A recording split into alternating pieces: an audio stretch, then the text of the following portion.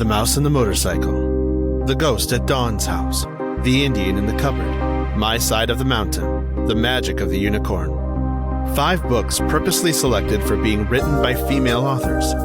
Your favorite ignorant man-children are here to briefly discuss gender somewhere in the midst of the usual nonsense. That and an experimental trivia game show segment next on Reliterated, Reiterated. Chapter 2. Let's Talk.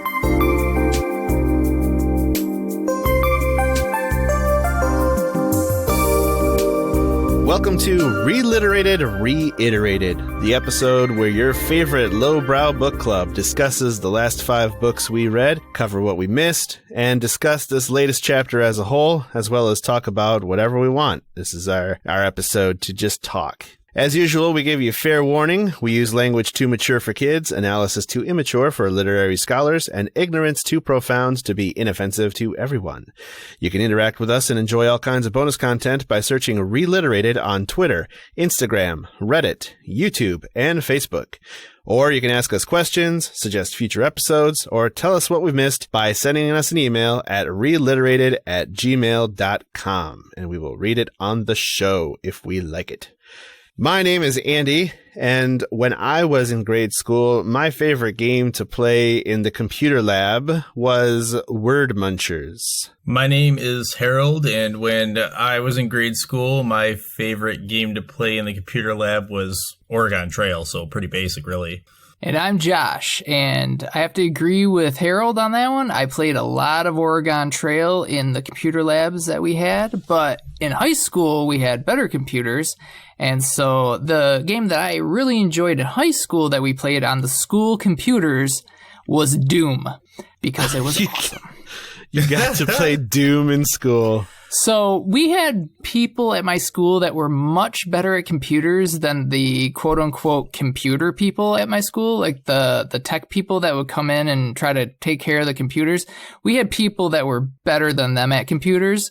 And so a few of them figured out how to get Doom onto the shared drive of the entire school and then was able to install that game, as well as another game that's similar to it, but it was like Magic. I can't remember the name of it. That one. Heretic. Yeah, Heretic. Yeah. Heretic. So we had Doom and Heretic on the school computer, and there was a Super Mario clone. We had Wolfenstein. We had a whole bunch of these like super crazy games that you really shouldn't be able to play at school on all of our school computers. It was awesome. So instead of during typing class when I should have been typing, I was actually, you were just using the WASD keys, huh? Yeah, I was trying to own people, but I was getting owned mainly because I'm not good at first-person shooters, especially on PC. So, how long did that last before the faculty moved in on it? Like, did they ever get wise? They knew it was there, but they couldn't figure out how to get rid of it because every time they took it off, it went back on. I wonder why. Maybe it's because the people at my school were better at covering up their tracks than other people or something. But not necessarily covering their tracks. The fact is they couldn't find the tracks in the first place, even if they knew that there were tracks to find. Yeah, it was pretty great playing those games, before I had access to them because I didn't have a computer at home. I had a typewriter because, again, poor. And I thought I was hot shit for being able to occasionally get onto Newgrounds.com to play some Flash games from time to time. I did that as well. Got on some Flash games at school. I remember getting in trouble in high school. It wasn't me that got in trouble. I'm sorry. It was kids near me because they kept going to whitehouse.com. The first time was an accident, and every time after that was on purpose, and they could get through the filters, but whitehouse.com is a little bit different than whitehouse.gov. What's on whitehouse.com? Whitehouse.com was a porn site. At least then it was. Well, that makes sense. Right? I mean, these were the Clinton years, right? Yeah. I think it was kind of just one of those things where they made it whitehouse.com so that, when kids at school were searching for it, teachers wouldn't realize. They could go back to the search history and be like, oh, they were looking into the White House. How studious. These children are the best. So civil-minded. Civic-minded? Civic. It would be civic. Yeah. I would say, yeah. Anyways, this is our Chapter 2 talk episode, and I thought it'd be a little fun to try a new segment that we are calling Andy's Askhole. Ooh. Does it taste like candy?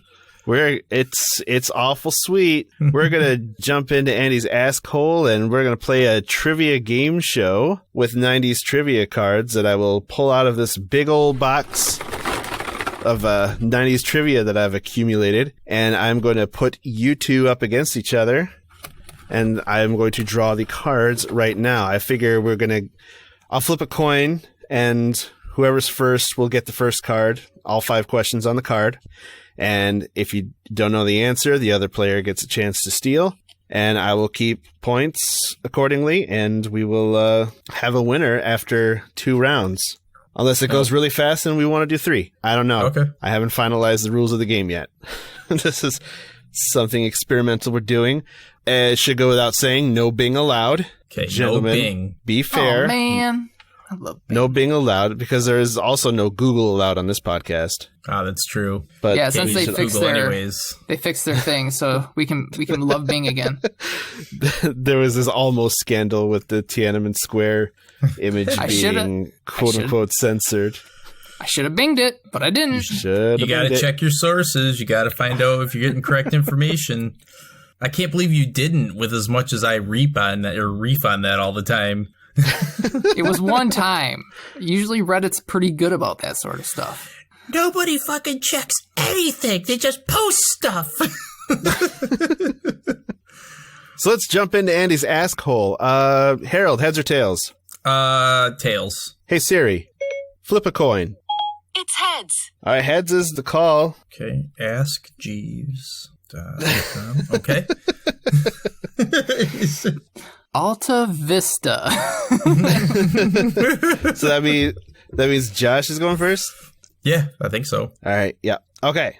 This first card is from 1993. In the pink category, these categories all have weird abbreviations. I don't know what they are. Like the pink one is OOP. The yellow one is WIR. I lost the key to these cards a long time ago. So it's random trivia. Let's go. Yeah. Random trivia.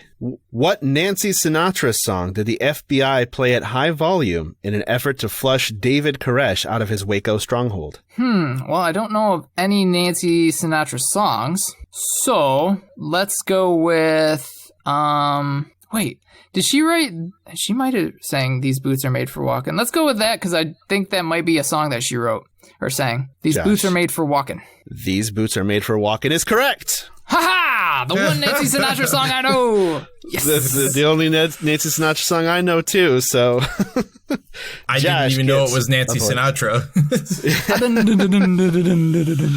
It's a good song. To get David Koresh to surrender at Waco. And instead, he burned everyone alive. Great job, FBI. Right. All right, second question for Josh. What gaming system could handle multiple players with a networking device dubbed the Cat Box? The Atari? You're going to have to be more specific than Atari. The Atari. Let's go with Atari 2600. That is incorrect. Harold, do you know it for the steal? The Atari? You're going to have to be more specific than the Atari.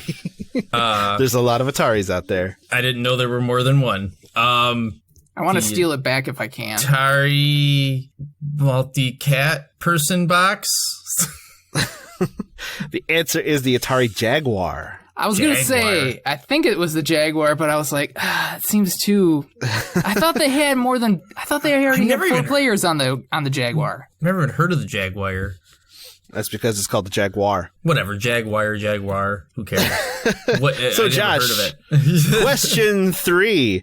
Yes. What Tim Burton movie stars a character first seen riding atop Michael Keaton's hat in Beetlejuice? And I remind you, the year on the card is 1993. Was it The Nightmare Before Christmas? That's correct. The Nightmare Before Christmas. I thought it was Jack Skellington up there.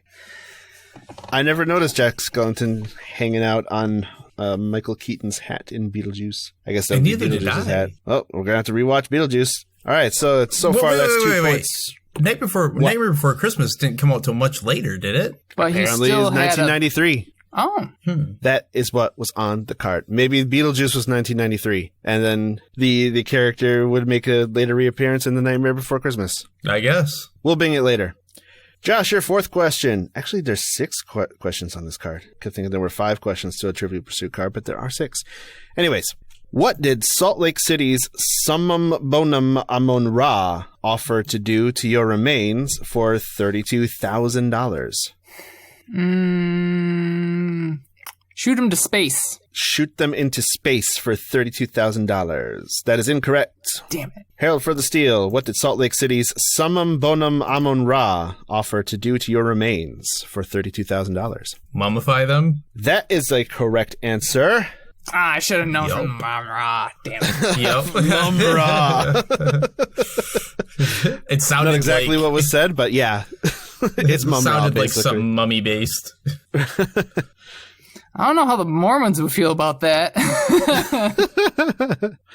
All right, 5th question for Josh. What U.S. Indian nation was struck by a deadly disease dubbed unexplained respiratory distress syndrome in 1993?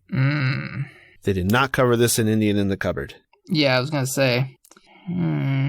I have no idea. Mostly because Indian in the Cupboard was written before 1993. Yeah, Maybe in one of the later books in the series, but...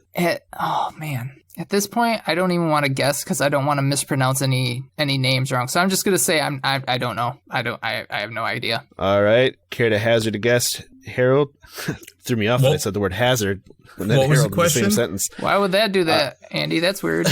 Why would that name throw you off? Strange. Well, yeah, it's one of the hazards of the job. Mm-hmm. Harold, the question was, what U.S. Indian nation was struck by a deadly disease dubbed unexplained respiratory distress syndrome in 1993? Oof. Is it the Cherokee Nation? Nope, incorrect. That is the Navajo. Navajo. Okay. Well, I mean, I never heard them say Navajo Nation. I've only ever heard people say Cherokee Nation. So, anyways, last question of the card for Josh. Yes. What hubby of a TV talk show host penned the football book, The Whole 10 Yards? What was the question again? I feel like it's a trick question, so give it to me again. What hubby of a TV talk show host penned the football book, The Whole 10 Yards? Frank Gifford. Correct answer. Hubby of Kathy Lee Gifford. Yep. And that is a point for Josh. Wow, I knew a lot of those. I realize right now that I'm about to just totally fail this because I don't know useless trivia. And I know tons of useless trivia. You, with like the perfect memory for actual things that happened? I don't like useless trivia. I have good information in my brain. Well, let's just see what you retained from the year 1999. All right. This is going to be Harold's card. That was the year I graduated.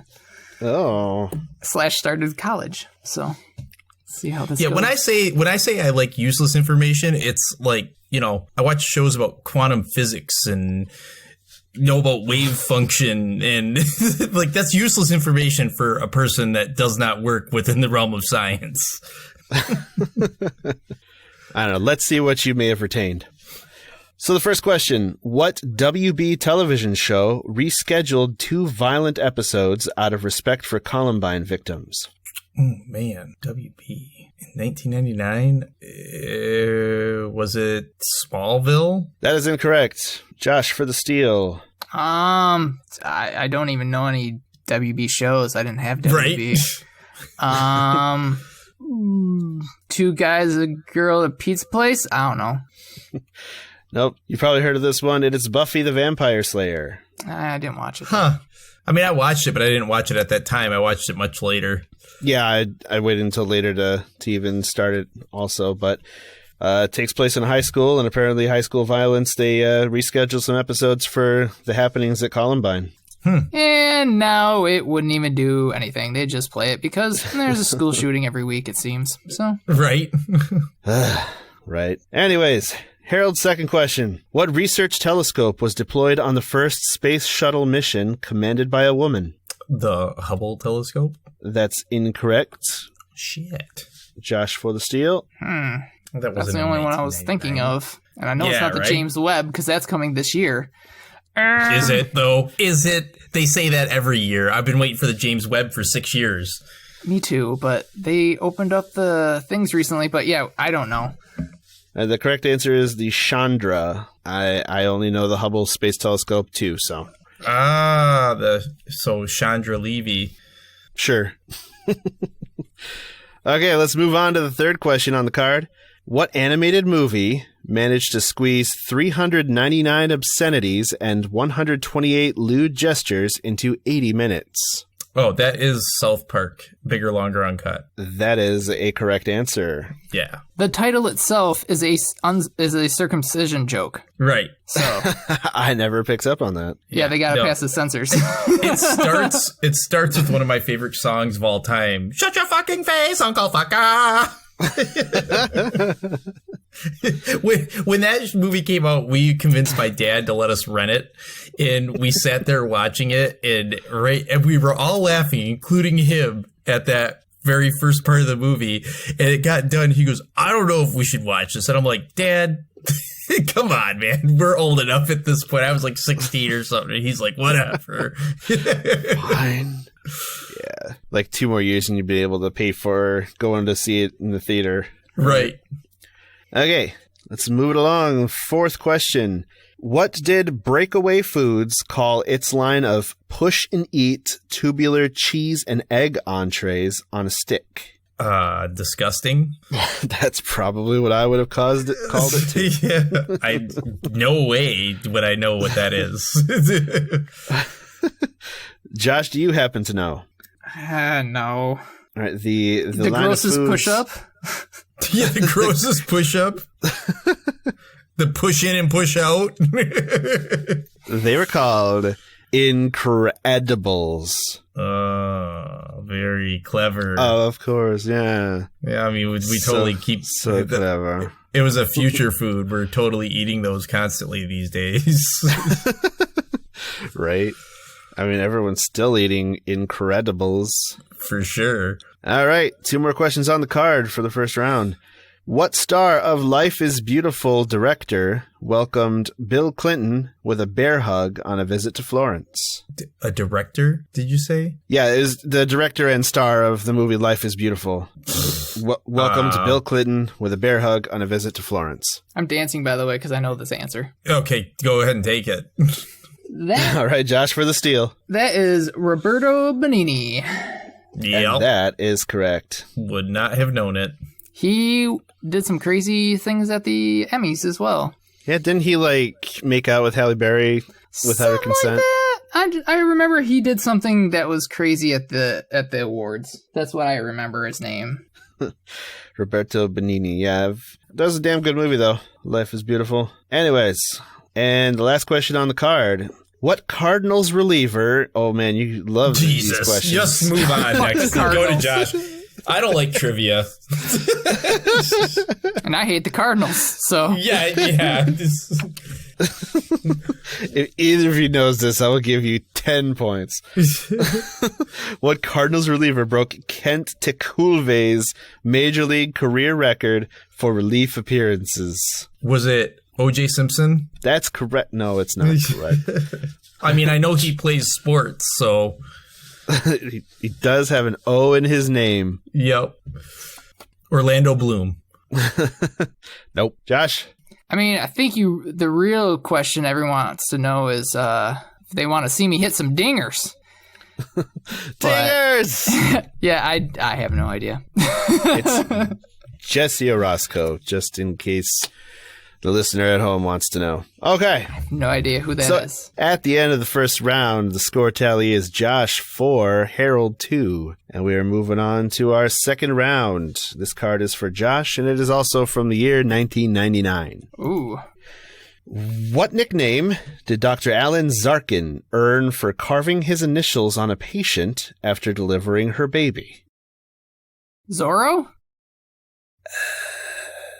Yeah, I'm going to give it to you. It's Dr. Zorro. Oh, yeah. You knew it. Sorry, Dr. Zorro. I remember hearing about that and thinking, that guy, What?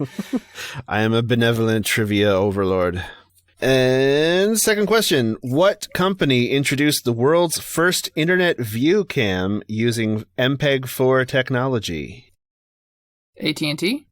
Incorrect. Damn it. Harold, chance to steal. Hewlett-Packard? That is also incorrect. The correct answer is Sharp. Make sure I pop that P enough. Sharp. You said Shart? Shart? Yes, definitely said Shart. Shart is the company that makes view cams with MPEG-4 technology. Okay, Josh. Yes. What Maverick doc donned hospital scrubs for the last time on February 18th, 1999, pulling in 36 million viewers? And we're looking for the actor's name. Oh, George Clooney. That's correct. Aha! That was when ER had its big finale. I had that one February if you 18th, didn't. 1999.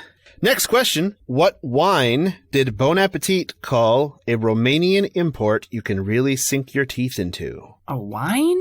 A wine. It was the name of a wine Let's go with from 1999. Let's go with blood wine. That is incorrect.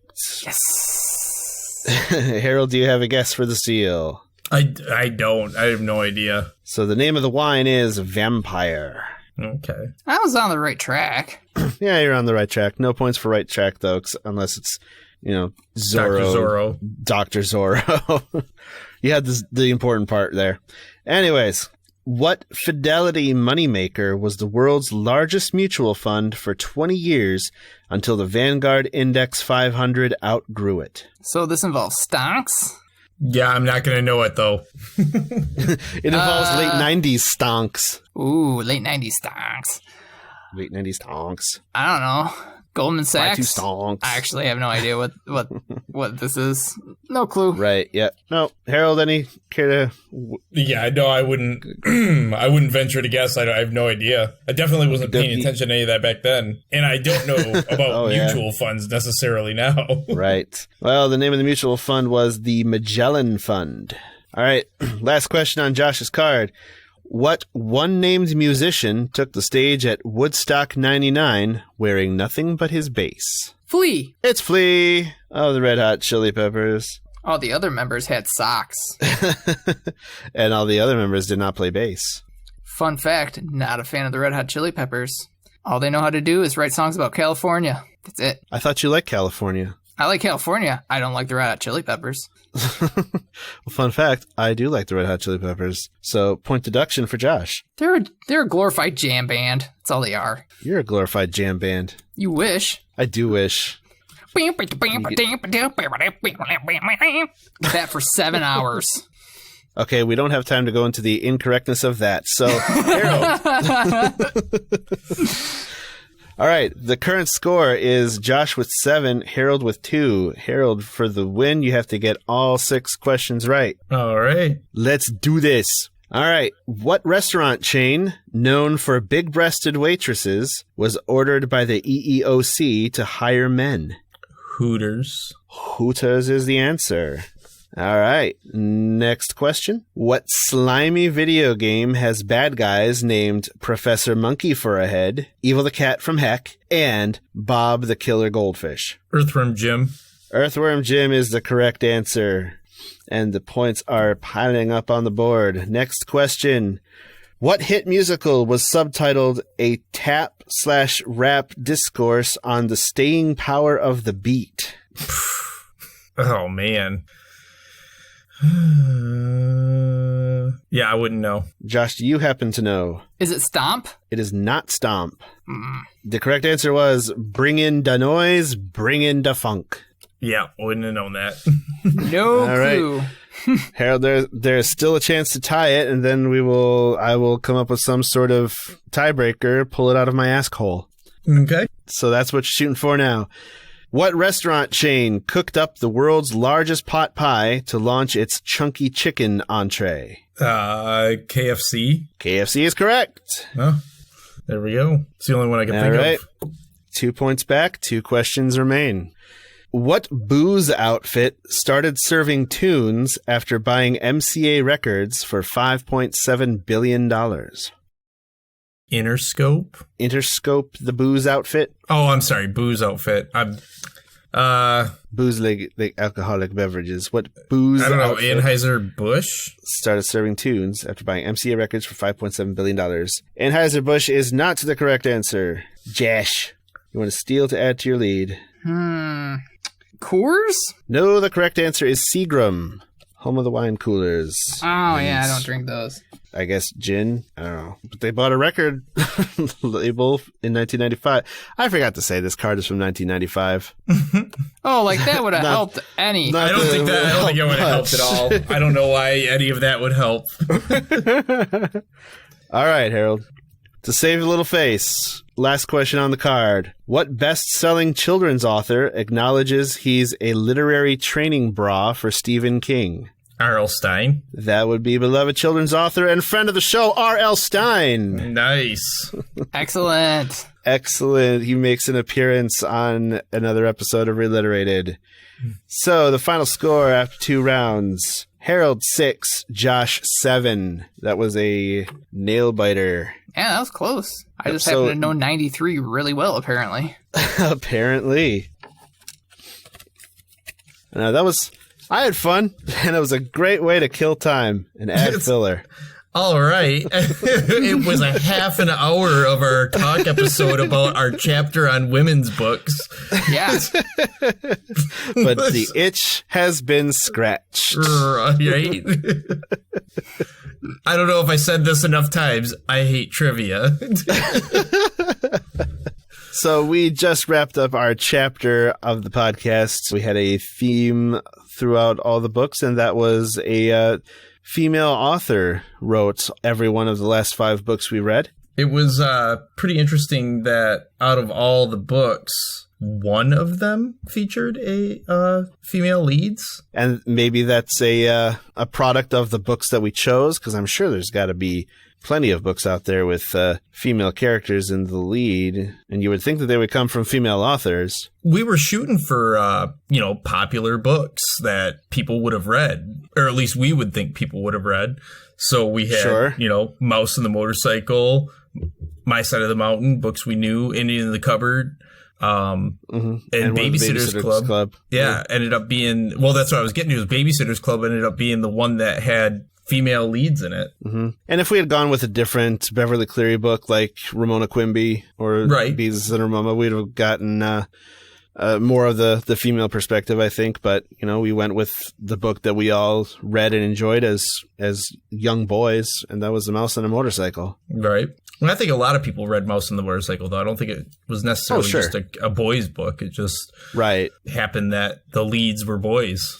I feel based on the time period that they were written, it seems like, to me, like if they would have used female characters, those books never would have gotten out, because I don't know if it's just a sign of the times or what, but it seems like back then a lot more of the characters were based on males rather than females. That just might be my perspective as well, but it just seems like if they would have tried, they might not have gotten anywhere.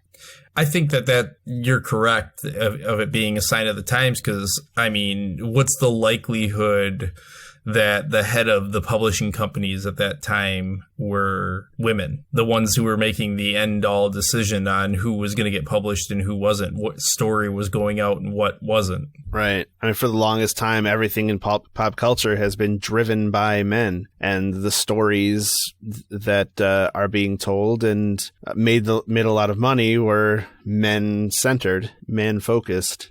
It kind of goes on this expectation that boys go on adventures and girls wait in the wings for boys to make it back or not. Right. And take care of the youngins. Yep. Which as great as the characters in Babysitter's Club are and were, it centers around the female role of being the caretaker of children. Right, and I think we even mentioned when we were reading Babysitter's Club that it kind of sucks that we didn't read a book like that, because I would have been fully capable. I did babysit my sister and my brother at that time, or not that time, but a few years later. I was the regular babysitter of my sister and brother, and it never occurred to me to, go out and babysit other kids, which I was fully capable of doing at the time and make some money doing it. Right. It wasn't something that boys do. I mean, like not as far as offering our services to other families. Well, and I don't know that people would trust boys back then either. I don't know if they do now. Right. I don't know if they really do now or have any, or if it's in their best interest to trust boys. Right. Yeah. I think the or assumption, if it ever was in their best interest to ever trust boys. Right. I think the assumption is that boys are going to be mischievous and they're going to just do bad things. They might break something. They might burn your house down. Who knows? They're boys. So right. Or just be lazy and let the kids get away with whatever and right. Not discipline well. Or be a bad influence on the kids. Right. Or do the opposite of what you would want in the caretaking of a child, and that is to encourage them to get into trouble. And I do have to say that one time I was put in charge of a couple little boys, and I took them down to a bike track, and we were jumping bikes, and one of them did get hurt. So, I mean, it was what it was. Even when we got back home, obviously I took him back home and made sure he was okay, and his mom got home and she wasn't mad. She was like, "Oh, boys will be boys. You guys are out riding bikes, He's not really hurt. He just scraped his arm pretty good, So, but I mean, that was my idea, was with no adults around and nothing to do at the time. I decided, hey, let's get on our bikes without helmets and go jump 4-foot dirt ramps. As boys do. Right. And then when the girls come around and say that they want to do it too, we laugh at them and say, you can't do that. You're a girl. I wasn't so much on that, though. I had a little sister and she had to come along with us to do a lot of things. So I never really thought of her as not being able to do things, because I was like, no, you got to come too. Was she right there with you as far as taking risks and doing all the... Jessie was always down to do whatever we were doing. She was in for it, and she was 9 years younger than me. So, I mean, she was always, we went to do stuff. She wasn't really ever scared of anything. In fact, to the point that, sometimes I think of with Bruce, sometimes he gets so scared of doing things. And I just remember my little sister and how when she was just this little tiny thing, she was never afraid. But I think that actually speaks to the fact that it's a stereotype and not a truth. Yeah. The stereotype is that girls will be afraid of doing things, or they won't, or they can't. And the truth is that any individual is capable of whatever they are capable of. Right. The role of the girl characters in these stories we grew up with is they were the logical, level-headed ones that were, kind of keep the boys out of trouble, because the boys were off goofing around, making bad choices, being goofballs, risk takers.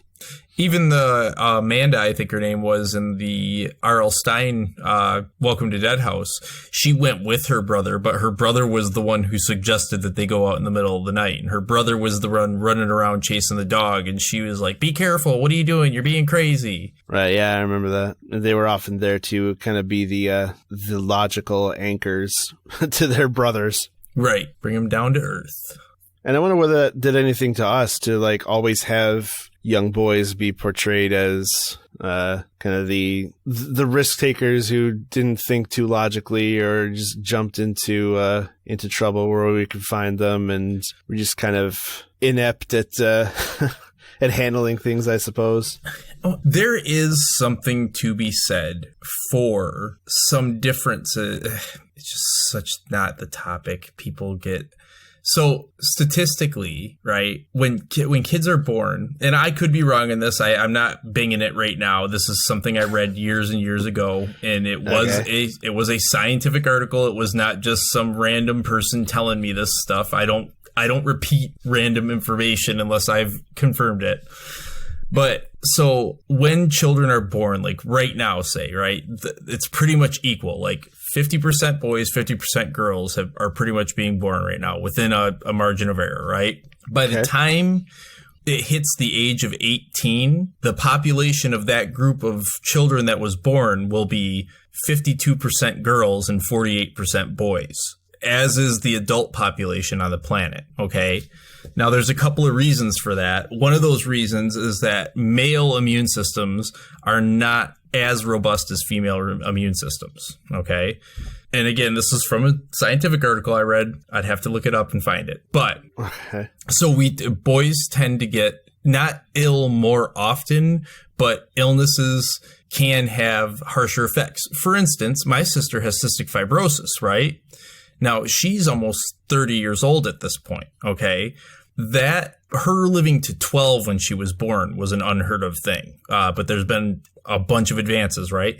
Boys that have cystic fibrosis are very much more likely to die in childhood. They are not likely to live. It affects them much more, okay? But even back then, 12 was old for a girl, so it was really young for boys. So there's that. And then the other side of it is boys between the ages of 1 and 18 years old tend to have more accidental deaths because of their risky behavior. Now, could that be that, we tell boys you have to go be risky? It sure could. But I don't tell Bruce and Clark they need to be risky. Clark is risky as hell. Bruce is not. Clark I worry about because Bruce will fall and scrape himself and he's like, I don't want to ever do that thing again. Clark fell 3 times last week and scraped himself in 3 different places and just kept getting back up and doing it, So, now I don't know if I would say that is specifically like XY or XX, you know what I mean? The whole chromosome thing, but definitely a mindset of some kind that causes people to be risky or not. Because whether or not I was told to be risky, I was not a very risky child. However, my brother was. Yeah, I can agree with that. I wonder if that's the older brother, younger brother thing. Because I wasn't as risky as my brother was either. Right. Older brothers tend to be more responsible because the second that your younger sibling is born, and older sisters, I imagine, too, the moment that your younger sibling is born, the first thing your parents do is say, you have to take care of them. They start telling you that, you need to take care of them. You got to watch out for them. They don't understand. And even though you're super young, you get this sense of responsibility like, oh, man, I'm responsible for this other person. And a younger sibling doesn't get that same sense of responsibility unless they have a younger sibling that comes immediately after them. So that could be it. That could be why I wasn't as risky and you weren't as risky. That's my guess. There are definitely different levels of risk aversion or risk seeking out there. Right. But by boys, the numbers. Yeah. A lot of it has to do with like the whole cultural thing of like be a man and like threatening someone's reputation of masculinity if they don't like go through with this dare to jump a bike off of something or whatever. Right. A lot of pressure in this whole be a man thing. Like you don't want to be known as a wuss. You don't want to be known as a chicken. Who you calling chicken? Yeah, who you calling a chicken? Did you just call me chicken? Nobody calls me chicken. Nobody. Yeah, that's a pretty big cultural touchstone of don't back down. Which, I mean, Marty McFly did, that's part of his arc. He learned to not rise to that towards the end of 3. And that's why we don't have flying cars. Because he didn't get into that accident. Yep. Right. Blame him. Blame him. I wonder if the fact that the kid was so young, that's why he went out on his own in my side of the mountain. Did he go out because his risk factor was so low because there was so much other stuff? Because again, he was one of 11, I believe. One of 8. That family? One of 8. Or one of 9 because he was 9th. Yeah, one of 9. He had 8 siblings. Yeah. Yep. So he was obviously one of the younger ones. He wasn't the youngest because there was the baby. But I wonder if that played into him taking off as well. With he was like, well, the risk aversion isn't as bad to me. Like I rather do this other stuff because I think I can do it. Yeah, that's an interesting choice that a female author in 1959 made. to have this child who runs away from home and makes it on their own, to have that be a boy instead of a girl, because like this was about her fantasy of herself, like running away from home and being able to make it, right? Right. Correct. Yeah, no, it was based on her fantasy. The prelogue to the book is her talking about how she wanted to do that and never did. Right. I mean, and if she wrote it today, like she probably would have had a young girl go out and survive, I would think. Maybe it was just a product of the times that I don't know, the protagonist was a boy child. When I was researching it, I found that it wasn't even going to be released. The only reason it was released was because the editor had taken it with him on a trip, and the trip that he went on, he went and walked around in the woods. And that's when he realized that's what Sam was doing, was he was getting out to escape. He wasn't doing it as a form of running away, like, oh, I hate these people, I'm running. It's, no, I can do this, so I'm going to show you that I can do it. And that's the only reason it was released. Because, again, they were afraid that it would encourage kids to run away from home, and that's not what they wanted to do. And I never got the sense that Sam was running away from his family. Like, when his dad came to visit, he was excited to see him, and he was excited to see his mom and missed his mom while he was out there. So it really wasn't about that. He didn't like modern society. He didn't like being lost in a crowd of people. Right. I mean, how could you like modern society at that time? They didn't even have smartphones, you know? They had to communicate by peregrine falcon. Yeah. I did want to bring up one point in the book that we kind of skipped over. In the early stages of the book, he's like, well, if you just watch what the animals eat, then you'll know what's good and what you can eat. That is not true. There are a lot of things that animals can eat that will kill you. Straight up kill you. Like mushrooms, especially. If you don't know your mushrooms, there's a good chance you're going to die. Right. And here's the thing. You know, you might not realize as you're watching an animal, you might think you know which animal is which, but what if an animal eats something, crawls off in its hole and dies, and the next day you see another animal that looks very similar to it? I saw 2 groundhogs standing on the side of the road today, and I couldn't have told you the difference between the 2 of them. You know, they were both exactly the same. Imagine if one of those died, but I saw one not knowing there were 2, and I'm like, oh, well, I can totally eat that because he ate it. You know, no. Not the best. Dogs eat their own shit. Right. I don't want to eat my own shit just because a dog eats its own shit. Right. Well, you'd probably also die if you ate your own shit. And not all dogs eat their own shit. And a lot of times there's a deficiency going on for the dog if they're eating their own shit, by the way. And I eat chocolate. Dog eats chocolate. That's no bueno. Right. Exactly. You know? So yeah, there was a severe lack of diarrhea. My side of the mountain. In my side of the mountain, there should have been a lot more diarrhea. There should have been a lot more like the jungle saying no. The jungle says no. Like he had it way too easy. I mean, there were points in the book where I was reading it and I actually fell asleep because it was basically just like reading someone tell me this long story about how they did everything perfect. And I'm like, no, bro, you didn't. Well, then again, though, if you're writing a journal about when you were surviving out in the woods, are you going to write about that time that you got a raw ass from all the pooping because you weren't ready for the water? It's quite possible that Sam left that out of his birch bark diary. Yeah. Well, because he was using birch bark toilet paper and he used that page for something else. Yeah. Should have found some velvet leaf. Now that's the trick right there. Probably grabbed out of some poison ivy. Oh no.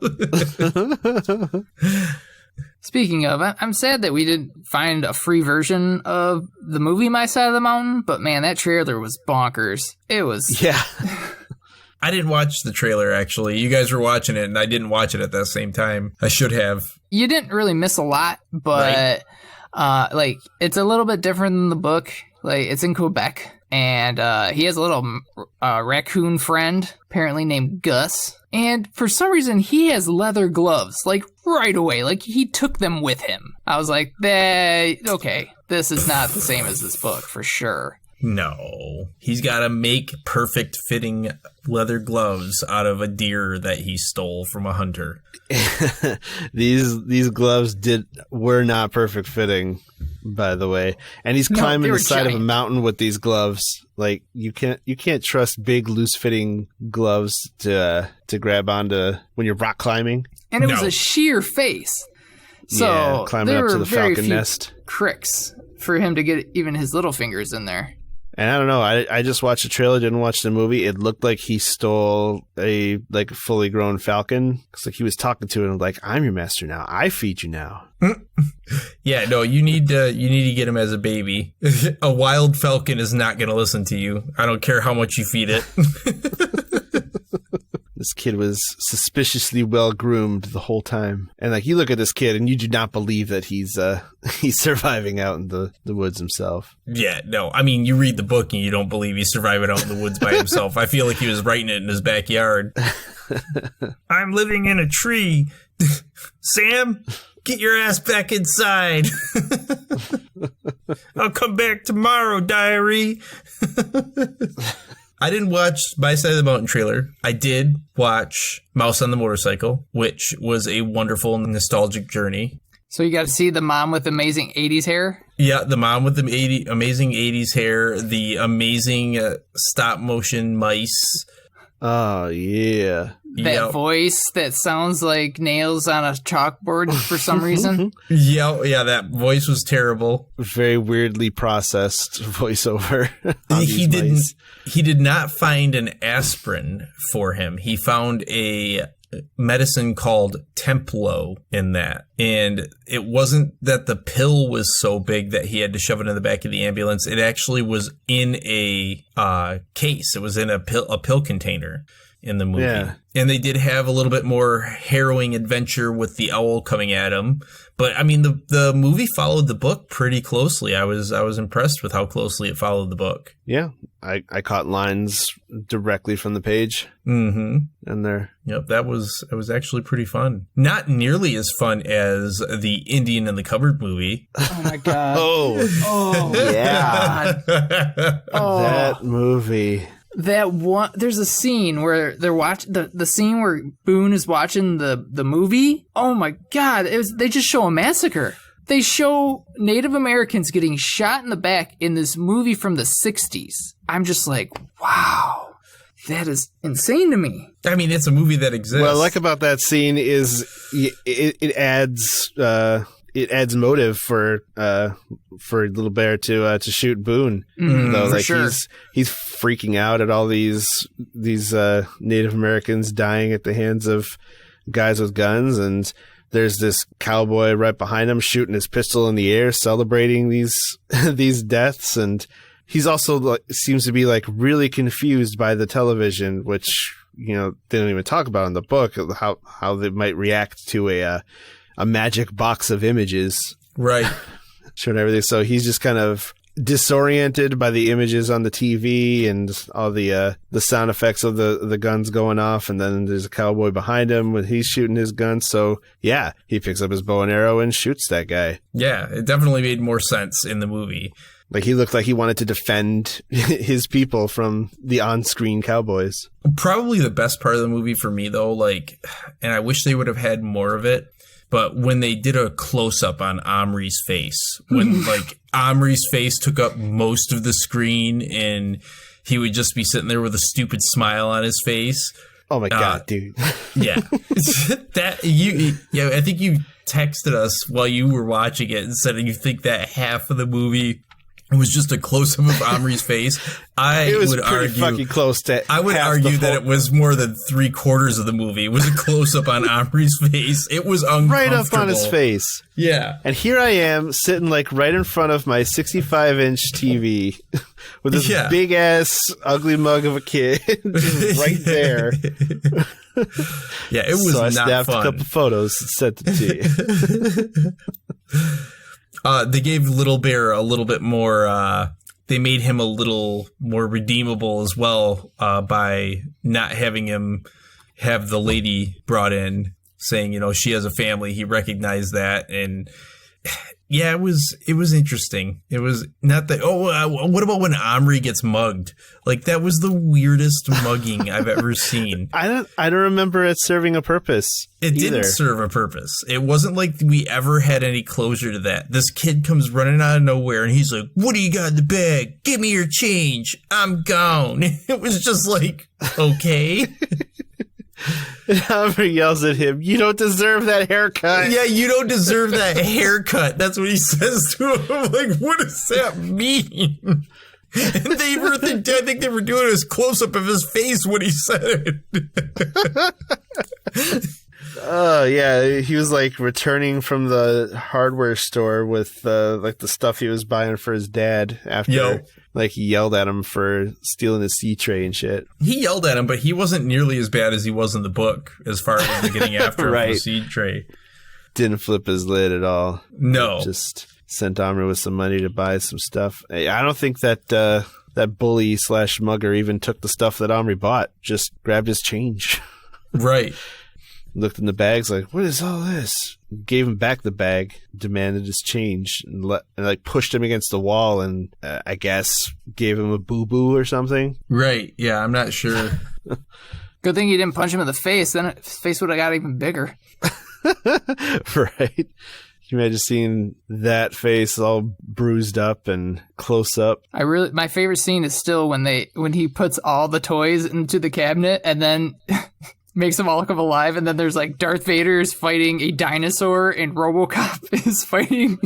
So it's insane. I was just like, wow. I still love have all these problems with that. Like, where do they get the souls for these toys? Yeah, no, I'm not sure about it, and I'm still confused as to whether they just blink out for a period of time or if they become plastic. That's probably the thing that ever since reading Indian in the Cupboard when I was a child, that's all I really wanted to know. Did they turn into a giant hunk of plastic, or like I feel like the only other option is, and we talked about this in the episode, is that they blink out for just a microsecond that no one would even notice. Right. So as soon as they pop back in, it's like they never left.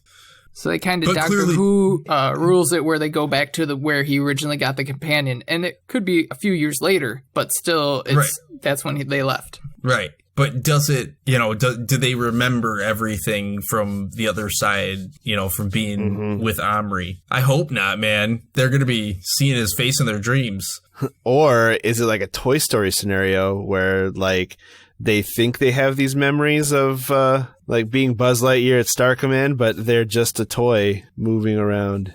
Could be. Ooh. I mean, they're like flesh and blood, yeah, but are their memories real? Like, that's what it would have to be if we have, like, shit like Darth Vader and a Tyrannosaurus Rex and, like, the Predator or whatever shit was in that RoboCop. And that covered in that one scene. Yeah. Yep. It just kind of animated them and brought them to life, a la Toy Story, except without the rules that they can't move when the kid's around. Specifically, they can move when the kid's around. Still didn't like Patrick. He almost got him in trouble again. Oh my god, yeah. I don't know if I act either. I might have just like stopped paying attention for a while, but did Boone actually draw a picture in the movie or no? I don't believe that scene made it to the movie. Okay. Yeah, I don't believe that was a part of it, because they would have used. They did talk about the longhouse and how intricate it was, because his brothers saw that. Yep. But right. I don't believe the Boone being an artist was a part of it. He was definitely a boohoo. He did cry a whole lot. Oh, that guy was so just cheesy as fuck. Oh yeah, his acting, super cheesy. Just way over caricatured. Super cheesy. Getting all cross-eyed and just hammed it up. I hated him. Yeah, I didn't like him. I hated the movie. I'll tell you that much right now. I didn't like it at all. Did you say you watched the new Willy Wonka though? No, I watched the old Willy Wonka. I watched Willy Wonka and the Chocolate Factory the other day, and I haven't seen it in years, and I realized it because I really appreciated Gene Wilder's delivery on a lot of things. More than I did when I was a kid. His sarcasm was years ahead of its time. Oh yeah, no, he's a classic for that. Did he do that before or after Blazing Saddles? I believe I don't know. Let's bing it. I don't know when Bing Blazing it. Saddles came out. Another great movie that it's 1974 for Blazing Saddles. And then Willy Wonka and the Chocolate Factory is 1971. Okay, so he did Willy Wonka and the Chocolate Factory first. Interesting. Yeah, I mean, don't get me wrong. Blazing Saddles is a terrible, terrible, terrible, terrible movie for a lot of the stuff it says, but it's a great movie. Well, it's fully there to make fun of all that stuff. Oh yeah, absolutely. That's all it is. It's pure. Yeah. It's pure making fun of it. And it specifically has people that those different stereotypes affect in the scenes, fully like playing with the scene with those things. I need a dime, please. Oh, somebody got a dime. Somebody's gonna have to go back and get a shitload of dimes. They're just got a fucking little spot. What was it? A toll spot? Just a toll in the booth. middle of Yeah. a toll booth in the middle of an open desert. They're all stopped. Or the beans, when they're eating the beans and they're farting around the fire. He's like, hey, can we get some more tiger? Can we get some more beans? He's, I think you've had enough. See, Boone fits in perfectly in Blazing Saddles. Oh yeah, he would be perfect. He is that type of cowboy. Because you could see they'd have a, instead of Mogo, they would have a crybaby one, and that would be Boone. But instead, they went with the really stupid guy who actually is really smart. The guy who played Taggart, his name is Slim Pickens. He died the same year I was born. A month after I was born. You know what I wish they would make a movie out of? That unicorn book. Yeah, Magic of the Unicorn. So I could see Oh my god, the he magic. was eaten by an anaconda. Slim Pickens was eaten by an anaconda. Yeah. Well, he was slim. He must have had buns, hon. Yeah, no, Magic of the Unicorn would make a great movie. We should make a Magic of the Unicorn movie. I mean, we did remake Man on Fire, and it was pretty fantastic, as I remember. I think it was better than the Denzel Washington vehicle. Oh, enchiladas. That's a movie that is lost to time, though. I'm so sad that it's lost to time. I wish I knew where that VHS tape was.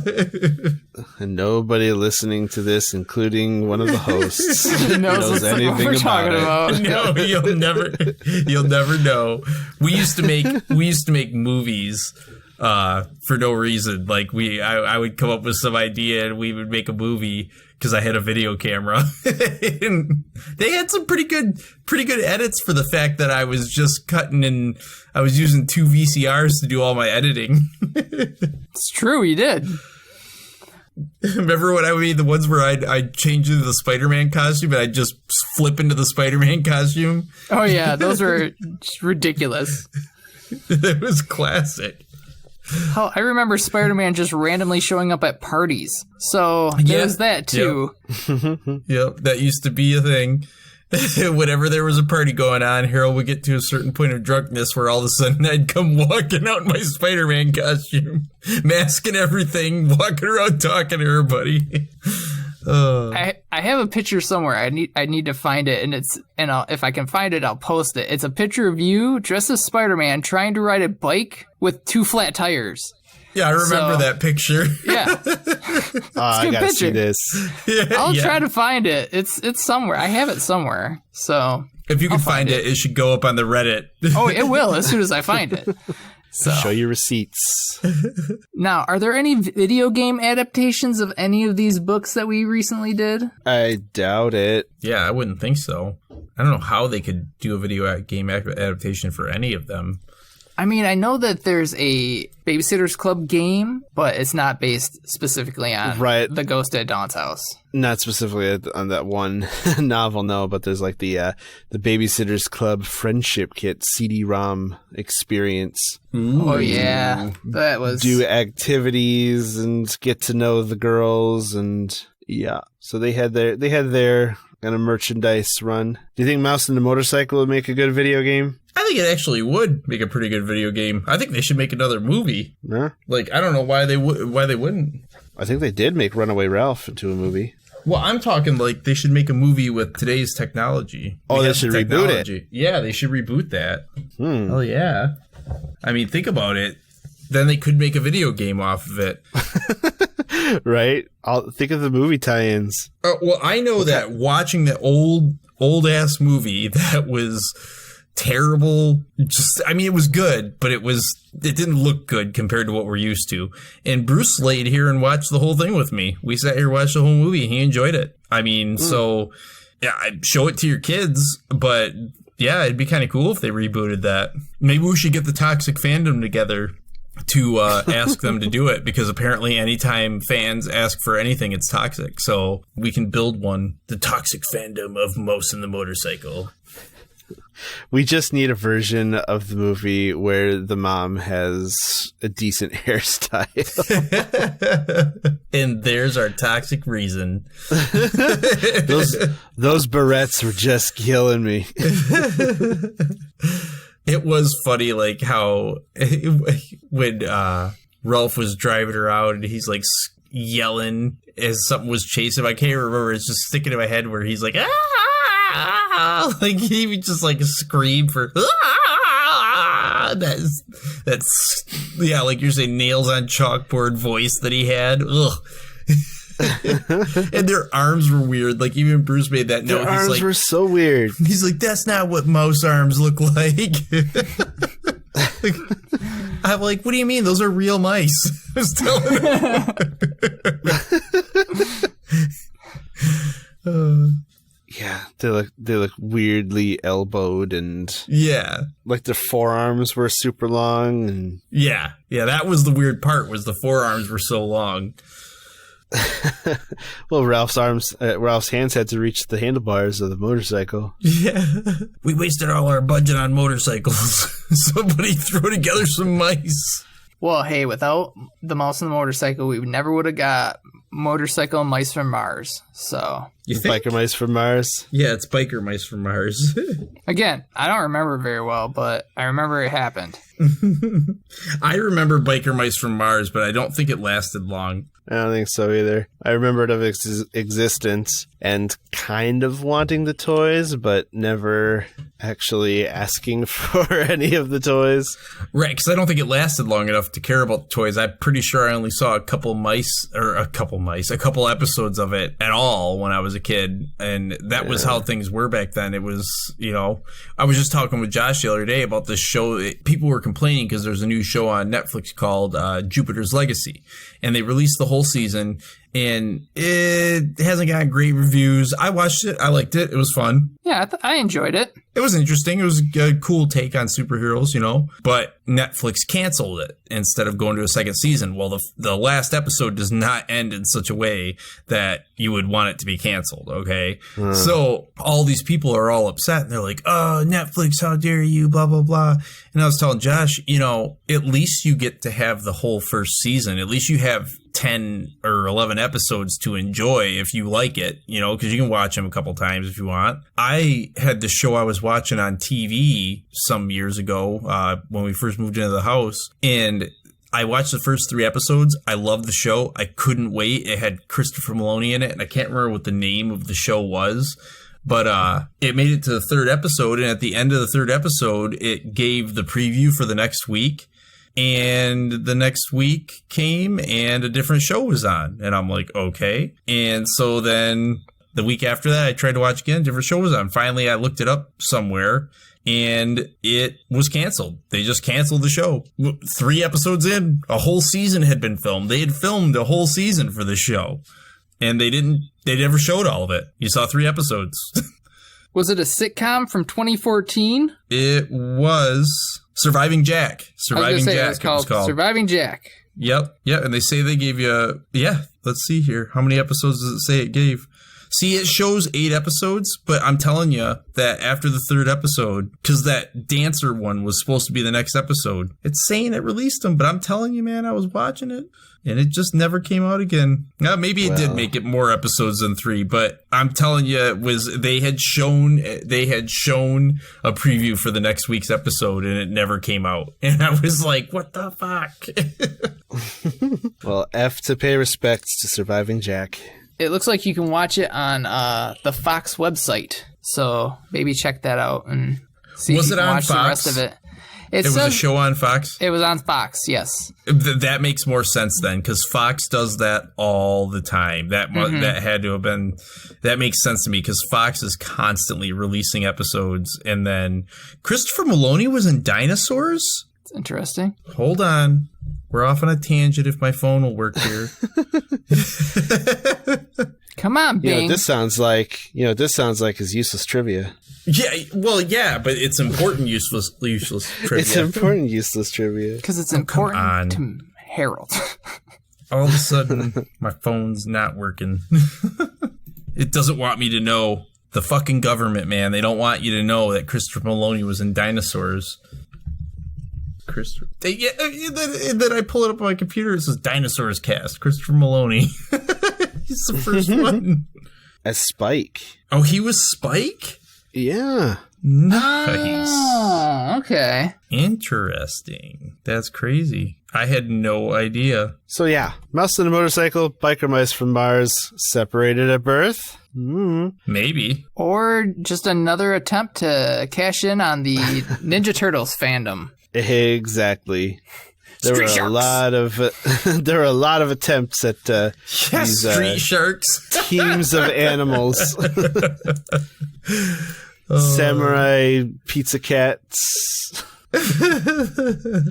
Man, they went through so many animals trying to recreate the magic that Teenage Mutant Ninja Turtles had started. And it just never happened. Here's a piece of random trivia. Did you guys know that the same accident that blinded Daredevil supposedly is the same mutagen that transformed the Ninja Turtles? I read that. I had heard that urban legend. I wonder if that's an Elseworld situation, because I don't know that the Teenage Mutant Ninja Turtles are a Marvel comic. I know that they originally were not a Marvel comic, and I know that they have versed Batman, so that would suggest that DC owns them now. Well, they were originally, Mirage Comics? Or I want to say Marvel at some point picked up the Ninja Turtles, though. No, that's not accurate. It was Mirage Studios that originally owned them. It was written by a couple college students, and it was really violent originally, the first comics, and they were black and white. So even in the colorized versions, all of them wore red bandanas. They didn't have different colors or anything like that. He just knew which one was which by the weapon he was holding. Yeah, and they're actually owned by Viacom now. Yeah, so I don't know. I mean, in the comics, I think that they're a little bit more violent, and then in the cartoons, of course there is violence, but they don't get so bad. Well, yeah, they're a lot more kid-friendly now because, again, they're trying to sell toys and the cartoons and the movies. And that's how they got all their success, the toy line. Man, I did love those toys when I was a kid. I had a Donatello that had it looked like a jet, and it would drop smoke-filled bubbles out of it. That thing was pretty cool. Never worked. Never worked. From the moment I got it to the moment I lost it, it never dropped a single smoke-filled bubble, but it was cool. It would go, but it would never drop anything. It never once worked. My cousin had all the turtle toys, and he had the van, and the van did shoot the little cardboard pizzas out of it. Yeah. So we would terrorize his little brother by shooting the pizzas at him. Sorry, Corey, if you're listening. Sorry we shot pizzas at you, but it was funny. One of my mom and dad's friends back then, he bought all the turtle toys, and he held on to them. Even later, 10 or 15 years later, I actually worked with him and my dad at a shop. and he still had all of them. But what he would do is he'd buy the turtle toys, and then Aaron and I'd be over there, and he'd be like, hey, you guys want to see the turtles I got? And we'd be looking at him, and of course, we're like, open these toys up, dude. And he's like, no. Why are you showing them to us? You should hide them.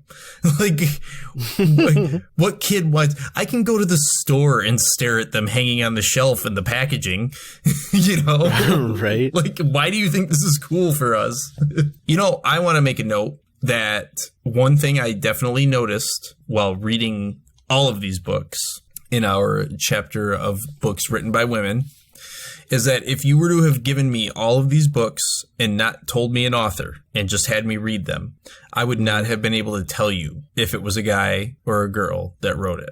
I feel that's a sign of how good of a writer these people are. Well, and I think that my point to that is that there's no way to discern it. And I think that says something about the medium of writing to me. Like, you know, all these other places we can be like, oh, you know, this, you could say this male writer, this female writer, male actor, female actor, male basketball player, female basketball player, right? But the point of a book where you're just reading a story that's written, I don't know how anybody could try and say one or the other would do a better job, because they were good books, just like the first set of books were good books. And in that first set of books too, had I not known who the authors were, I couldn't have told you. So I think that's kind of an interesting thing about books. I guess it just kind of hit me while I was thinking about like bringing a point to the fact that we just did a whole chapter of books written by women and we're talking about Ninja Turtle toys. The thought did occur to me that, we did our due diligence talking about gender stuff and like girls versus boys and how like they think logically and we don't or whatever. It's like, yeah, that was bullshit. But then here we go. Our conversation degrades to a dead sitcom and Ninja Turtle toys we had. Wait, so to recap, we did 30 minutes trivia. And then we moved on to talking about risky behavior or not risky behavior, whether it was a boy or girl thing. And then Omri's face took up a good 15 minutes right up at the front of the mic. And of course it comes back to Ninja Turtle toys, because I think at the end of the day, doesn't everything? It's what it's all about. The Teenage Mutant Ninja Turtles. Cowabunga. Their toy empire. So yeah, no, it's a good point. Like, it really didn't make any, it really didn't matter to me, like, these stories, like, the gender of the author, they didn't really make a big deal about anybody's gender. I mean, barring kind of like the Babysitter's Club, because that had the reputation of being for girls, because it was starring a whole bunch of girls, and it was about babysitting, which was for girls. And not technically for boys or whatever, but these stories about a mouse, like a boy and his mouse friend, and a boy and his little Indian friend, and a boy and his falcon friend, and and us and our unicorn friend. Us and our unicorn friend. And these were just the stories that we chose. Again, like, true. There's probably other stories we could have read by female authors featuring female protagonists. I think at some point we need to hit a chapter of female protagonists. Mm-hmm. I agree. And maybe that's where that what's the island one? Oh yeah, that, the Island of the Blue Dolphin. Suggested. Yeah, Island of the Blue Dolphin. Yeah, that one's written by a man, but the main protagonist is a girl. It would be interesting to do one chapter with males writing female protagonists and another chapter with females writing female protagonists and see if there is a difference. There's a whole thing about men writing women. Oh, I know. That's why I'm saying we have to find world of discussion around that. Good books were good examples of it. But think about it. I mean, like, again, we talk about, like, R.L. Stein writes female protagonists all the time. And I think he seems to do a pretty decent job of not really making it about gender roles when he does it. Mm-hmm. I mean, I read One Day at Horrorland, and then we all read Welcome to Dead House. Now, both of those, the main character is female. There was in no way any point that throughout either of those books where they laid on a gender role for the main characters, the main protagonist in the book. They were just having an adventure and going through it. And at no point were they like, but I'm a girl, so I can't do this or that, you know? Mm-hmm. A lot of what I'm thinking about around the conversation of like men writing women or whatever, Playboy it comes articles? into play. Well, yeah, no, but it really comes into play in like grown-up, like, adult, like novels written for adults, and you know stuff where like sex and romance and everything surrounding that comes into play. I mean, these are children's books about children, and right. This is before any of that is supposed to enter into the world. So these are just kids interacting with their world, or like the supernatural around their world, or whatever. It would be a much bigger problem if that was entering into these books. Yeah. Yeah. But yeah, when you have innocent tales of kids being kids and the stuff that they get into, there's really, and probably rightly so, not a whole lot of gender stuff that comes into play, other than like, are they babysitting? Are they taking care of a kid? Are they like wearing a dress, or do their aspirations include like going to the mall or like who kissed what boys or whatever? I don't know why that one has to be a gender role. I used to love going to the mall. I rode my bike to the mall all the time and walked around the mall just because I wanted something to do. So I don't know how that plays into anything. Breaking stereotypes. Oh my God, let's go shopping. Now you can't there because there's like 4 stores. Now malls are dead. Man, I'll tell you what, I feel like My Side of the Mountain and then having a choose your own adventure game or a book right back to back, 2 things without any issues. It's really made us rusty about tackling issues, because we really didn't like, we're having a hard time hitting issues here to tackle. Oh, the issues. My tackle game is off. Breaking tackles. Just getting stiff-armed by these issues. It's rough stuff, man. Well, I think that we should tackle wrapping up this episode. Yeah, let's drop the landing gear on this, on this jet plane. Yeah, let's do that. So that was chapter 2 of Reliterated, the podcast. We're going to move on to our next chapter next week, and we are going to be starting a sci-fi themed chapter next. I'm pretty excited for this one. I think this is going to be fun. I don't think that we're going to have a lot of issues, but sci-fi is something that we all really enjoy. Mm-hmm, for sure. Absolutely. I mean, what I'm pretty sure read outside of this is urban fantasy, which is magic and modern day stuff. That's kind of my jam. Well, our first title that we're covering in this sci-fi chapter is probably somewhat up your alley, Josh. We're going to be reading A Wrinkle in Time. Indeed. Which is pretty heavily in the fantasy genre, too, but it also gets somewhat science-y. Yeah, obviously we've already started reading it. It's quite a long book, but there is a lot of science and numbers and physics, which is hard for me to wrap my mind around because I'm not good with the numbers, but it's a fun read thus far. Yeah, I'm having fun as well, probably about halfway through it. We're going to see whether there's enough to cover a multi-part episode with our next time we come together. So we shall see when we get there. I'm about halfway through it as well, and I realized at halfway through it that I had taken this book back to the library at almost exactly the point I'm at right now and have never actually finished Wrinkle in Time. And I thought I had. I thought I had finished the book.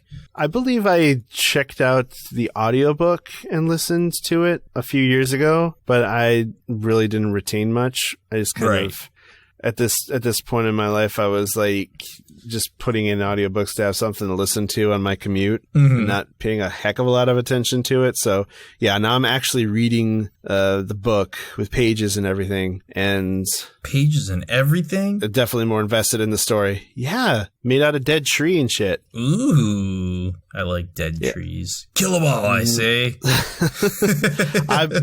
I buy my books from thriftbooks.com because I like having a little keepsake for every episode we do. And you can find just about anything you want for pretty cheap there. Except for Metal Gear.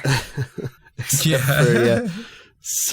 for certain titles that are a little bit more specialty. I would like to do that. I actually should probably start trying to get a hold of cheap copies of these books to like make a little shelf to put them on for this.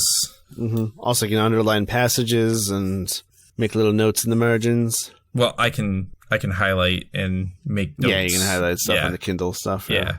But the smell of ink on paper and... Ooh, that smell. Can't you smell that smell? Da-da-da-da.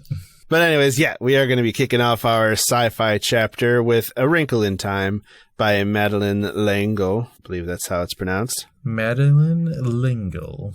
L'Engle, maybe. Is it Madeleine Craighead L'Engle? Madeleine Craighead L'Engle, yes. Everybody's middle name is Craighead now. From here on out, Craighead is the name. So from Andy Craighead Harrington, Harold Craighead Miller, and Josh Craighead Hazard, we are going to bring this episode to a close. Thank you so much for listening. If you enjoyed the show, please share it with your friends. Subscribe on Spotify, Apple Podcasts, Podcast Addict, Podbean, Google Podcasts, or any podcast app that pulls from these sources. And give us your reviews, give us your ratings. We need some more. We want a larger audience. So yeah, give us some stars and reviews and all that, and subscribe and all that stuff that you hate hearing from YouTubers. Like and subscribe. And tell your friends, and then tell them to tell their friends. Yes, and then they'll tell their friends, and everybody will send the money up to the top of the pyramid, which is us. Wait, are we doing one of those pyramid scheme things with this? No, because we don't even have Patreon yet. So yeah, There's no money involved yet. No money involved yet. So we just like hearing from our friends about specific episodes, and when they tell us that they enjoyed a certain thing from a certain episode that they heard. So yeah, we get a real kick out of interacting with our fans. So yeah, send us those emails as well. And we would really like to know what's working for you, what's not working for you. How can we improve, or are we doing so well that you just can't stop listening, and you're so busy listening that you're not telling your friends about our episodes, And let me know if you like Andy's Askhole. Yeah. I know Harold didn't like it so much, so... Because he may do that with other people, but Harold doesn't want to be involved. Listeners, I'm asking you to save my Askhole. Anyways, that's going to do it for us for this week. We'll see you next week with A Wrinkle in Time. Give a shit, read some lit. Thanks! Gracias a todos. Ooh, de nada.